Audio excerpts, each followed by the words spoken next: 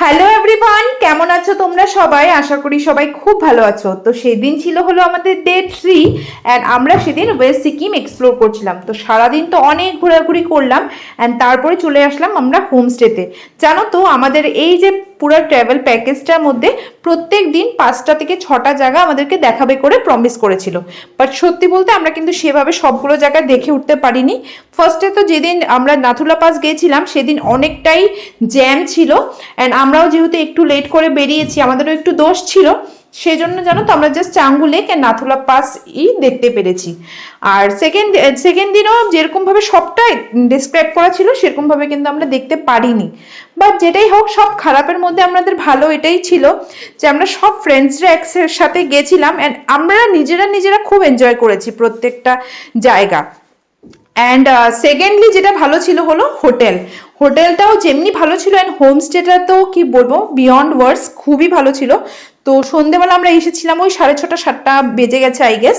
তো সবাই আসার পরে আমাদের নাম টাম সব ফার্স্টে লিখে নিয়েছিল অ্যান্ড তোমাদেরকে তো আমরা মানে রুম ট্যুর দিয়েছি, মানে এখানে হোমস্টে রুম ট্যুর যেটা হয়।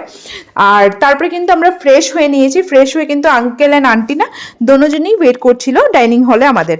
তো আমরাও ভাবলাম যে নিজেরা তো আমরা সবসময় টাইম স্পেন্ড করি, ওদের সাথে একটু টাইম স্পেন্ড করি, বিকজ এখন না ওরা রিটায়ার্ড পারসন। আঙ্কেল ছিল হলো আগে প্রিন্সিপাল ছিল একটা মানে স্কুলের অ্যান্ড এখন রিটায়ার্ড। এখন উনি মানে ওনার কয়েকটা হোমস্টে আছে অ্যান্ড এখন উনি হোমস্টেই চালান। তো মানে ধরো আমরা যেরকম 6জন ছিলাম উইথ ড্রাইভার 7জন। তো এরকম মানে অল্প পার্সন হলে আন্টি নিজেই কুক করে ফেলে। অ্যান্ড তোমরা যদি বড় গ্রুপ নিয়ে আসো, মানে আঙ্কেল থেকে যা শুনলাম 15-16 জন যদিও গ্রুপ নিয়ে আসো তাহলেও এখানে থাকতে পারবে। তাহলে মানে কুক এসে কিন্তু রান্নাবান্না করে অ্যান্ড এত নিট অ্যান্ড ক্লিন, কোনো বাসি খাবার দাবার নেই, মানে ভীষণ ভালো লেগেছে। তোমাদের এরকম ফিলই হবে না তো যে তোমরা একটা কোনো অচেনা বাড়িতে এসছো। এত সুন্দর করে কনভারসেশন করেছে অ্যান্ড ওনার নিজের ব্যাপারে বলেছে, উনি কিভাবে মানে আন্টি অ্যান্ড আঙ্কেলের লাভ স্টোরি কিভাবে, তো সব কিছু নিজের ব্যাপারে এত মানে মনে কিছু নেই, এত সুন্দর করে শেয়ার করেছে। তো ভীষণ ভালো লেগেছে। আর আমাদেরকে বলছে যে আবার নেক্সট টাইম আসবে আর নেক্সট টাইম আসলে পরে 2-3 বার মানে 2-3 দিন থাকবে আর কি। তো যাই হোক, আমার জানো তো এরকম ফিল হয়েছে যে আমরা হয় না কোনো রিলেটিভের বাড়িতে গেলে মানে ওরা যা যেরকমভাবে আমাদের ডাক খোঁজ করে, আদর আপ্যায়ন করে, ঠিক সেরকমটাই মনে হয়েছে। যাই হোক, তো এখানে আমরা সবাই গল্প করছিলাম আর স্টার্টার খাচ্ছিলাম। স্টার্টারে বানিয়েছিল হলো আমাদের জন্য চিকেন ড্রাই ফ্রাই, খুব টেস্টি হয়েছিল জানো তো। তখন চলছিল 2 ডিগ্রি, মানে দিচ্ছিল জিনিসটা ঠান্ডা হয়ে যাচ্ছিল এরকম ভাবে। তো আর এখানে বনফায়ার লাগিয়ে রেখেছিল অ্যান্ড বনফায়ারটা তো আমাকে এত অ্যাট্রাক্ট করেছে যখনই এই হোমস্টেটার পিকচার দিয়েছে।